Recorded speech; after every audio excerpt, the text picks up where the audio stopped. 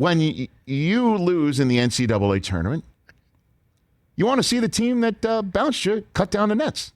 Right. You know what I'm saying? Yeah. That's the go all the way. That's the analogy I got for you. Go all the way. Yeah. You want to see them walk down the aisle, if you will. Yeah. And cut down the nets and win it all. If you lose and you can't go to where you want to go, and you can't achieve the title, you want the other person to achieve the title, right? Or a team in your, like for me, like if whoever I'm makes not it from the the conference NFC East. guy. I mean, I kind of am, in all of that. I feel like that. Like if we're in the same conference. I got it, but not Ohio State. I'm sorry. I forgot about it. I'm sorry. Yes. I'm like, I honestly, and I think Ohio State fans would feel the same way. You're right They're about always saying, we would root for you if you were in the national championship game in football. And to that I say, yeah, right. Yeah, right. Yeah, you're right. You're absolutely right. right. By the way, I'd love to give them an opportunity to prove me wrong. Let's see it. I don't know if we will do that anytime soon. But you see what I'm saying? So despite Gonzaga being able to win historically, despite Gonzaga being generally likable, I like Mark Few. Okay, they're a very, very enjoyable team to watch, and they, as you know, have attempted to do this before. Not the undefeated part, but they deserve it if they win tonight. And I'm sure Baylor fans will say we deserve it too, and all that business. But both teams deserve it. I was rooting for UCLA, man. Yeah, I was rooting for them to go from the first four to the final four. Incredible. And so this is the only thing I have to say. Is there another breaking of the glass slipper that can compare to this? We've seen teams, 1 seeds beat 2. We've seen 3 seeds beat 1s. We've seen 2 seeds beat 4s. We've seen that. Have we ever seen a Cinderella story have the glass slipper smashed into smithereens in the most gutting manner possible? This is that. I can't recall it. I didn't look it up. Maybe if you want to call 844-204-RICH and say, yeah, Rich, this happened, that happened. I mean, when Michigan beat Loyola of Chicago a couple years ago, it wasn't like this. Then go to overtime and then have somebody throw one in from like Lillard part of the court. Dame time right. portion of the court. Suggs time. As good as he is and as much as he's done it before in practice, and that's what they said, it still went in, and it was still an insane shot. Yeah. And still, insane. Right. Overtime, double overtime would have been there. And here's another crazy analogy. Have you ever seen The Shining? No.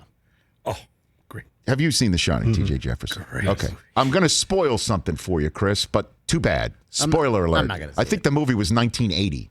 Okay. Yeah, it's too old for Brockman. There's a character in the film, Scatman Crothers Oh, great. is the actor. Great name. Okay. Oh, great Scatman actor. Crothers, Great actor. done many things in life, was also the voice of Hong Kong Phooey. Number one super guy. number one Come on. now. Right. Whose lunchbox I had peanut butter and jelly sandwiches placed into forever.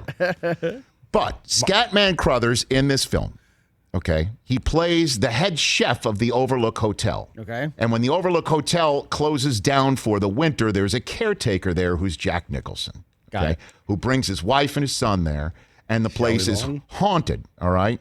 And though there's something called The Shining, which is the name of the film, where the little boy connects with Scatman Crothers, who's all the way back east now because it's closed. They don't need the head chef there. He's in his winter home in a warmer clime, and he shines with the boy, and he could see the horror that's about to come in the Overlook Hotel that does eventually ensue. What he does is he connects. He feels like, I have to go on a mission. I have to save this boy. I have to save this family from Jack Nicholson going crazy. He gets on a plane, flies all the way to the Overlook Hotel, which is snowed in. He gets a snowcat to get all the way to the hotel. He gets into the hotel, and he's about to try and save the son. And as soon as he gets there, he gets an axe in the chest from Jack Nicholson. Wow. That's the story of the UCLA Bruins in this year's NCAA tournament. Gosh, what a way to go.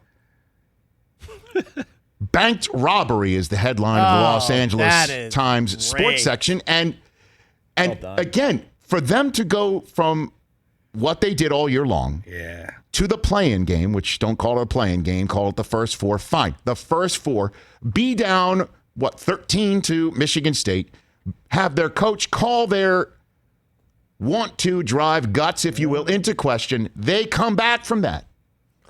They win their first round. They win their second round. They make the Sweet 16 and win that game. They go to the Elite Eight and beat the 1 seed Michigan in a total squeaker. The opposite of the game we just saw with Gonzaga, that was 50-49 was the final. This one was 93-90. They're playing everybody's game to perfection of their own. They're like chameleons. They're playing defense. They're playing offense. The coach is coaching out of his mind. The father is losing his mind. They get all the way to the national semifinal, and they're trying to complete their mission, and they got a bank shot axe right in the chest. A horror of horrors. You know, all work and no play makes UCLA a dull team, right? I mean, it is insane what happened to them, and I cannot feel more for UCLA fans.